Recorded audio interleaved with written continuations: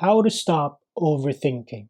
The bigger question to ask when you're struggling with overthinking is, in first and foremost, trying to get a bit of an understanding as to why and when you started to overthink. It could be many reasons why people overthink, and overthinking is a very broad term. It could be looking at thinking about that happened in the past, or that's about to happen in the future, or that's really bothering you.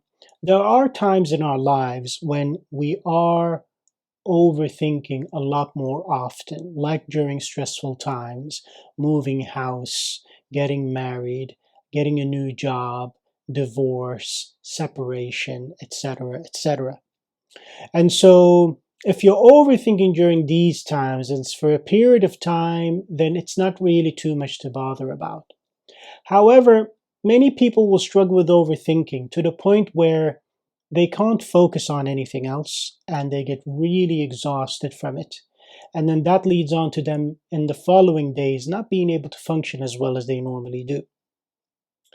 So, if you have a problem with overthinking, one of the things to realize and to pay close attention to is how the overthinking part of you is affecting your life. What's it doing to your ability to interact and be present minded with the people? What's it doing to your ability to be able to get done with the tasks you need to get done? What's it doing with your ability in terms of being able to work and being able to socialize, being able to keep relationship with people? If you're noticing that overthinking is taking a lot of your time and energy to the point where you're really struggling with lots of things in your daily life, including sleeping, then a different approach is needed. There's lots of techniques and things to do in terms of to be able to manage overthinking. And the key word here is to manage, because one of the problems we fall into is, how do I stop overthinking? And the key to manage overthinking is to actually realize that it's a lot more helpful to be able to let go and accept the thoughts that pass you through rather than feeling that something needs to get done. Think of it like a scenario where you've invited a lot of guests. And lots of guests are now coming into your house. They're all people that you know. They're the same age as you. They have the same interests as you. They look kind of similar to you in dress code, perhaps. And it's all people you recognize and are familiar with. And then a group of people come in who have come in with your friends and say, look, we've got a friend of ours that we'd like to invite. Can they come in? We'd really appreciate that. And you feel compelled and think, right, let them in. Now, this new person that's come in is very unlike you. They're not the same age as you. They don't look like you. They don't come from the same background. They don't dress like you. They don't even speak in the same manner that you do. You find them a bit bothersome because they don't fit in with the whole party. Now, you can have different approaches with this person. You can either completely focus on them all the time whilst you're at your party, making sure that they don't disturb people, making sure that they don't do anything that's unusual, making sure that they don't disturb the other guests.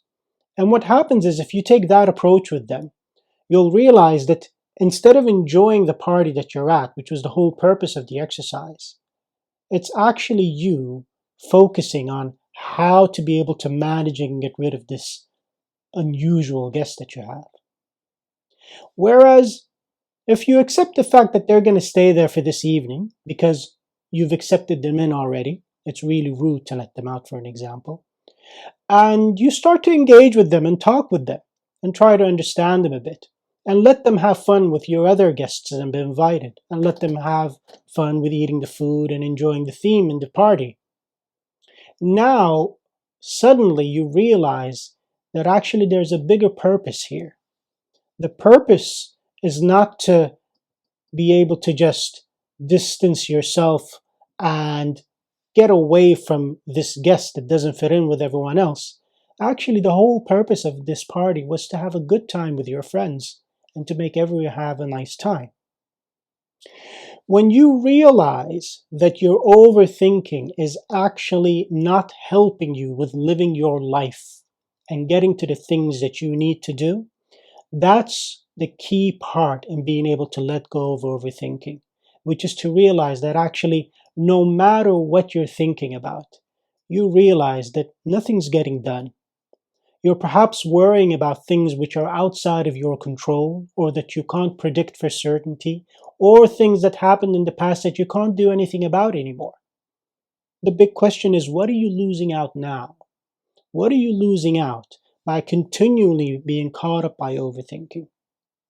Why don't you just let the thoughts come and be much more at peace about them, realizing that actually they're only thoughts and I have other priorities for the day. I need to be able to focus. This is just a bit of guidance for how to start to tackling overthinking. The key part being, let those thoughts pass through. Let them come through without you so much getting attached to getting rid of them. And if the topic is appropriate, you'll find that most of the time you're able to get caught up with the things that you need to do in that matter, and that you're able to accept these thoughts that come in without you wanting them to be there. But the less attention you pay to them, the less they bother you, and you can stay focused on your life and what you value. I hope you found this helpful. Assalamu alaikum wa rahmatullah.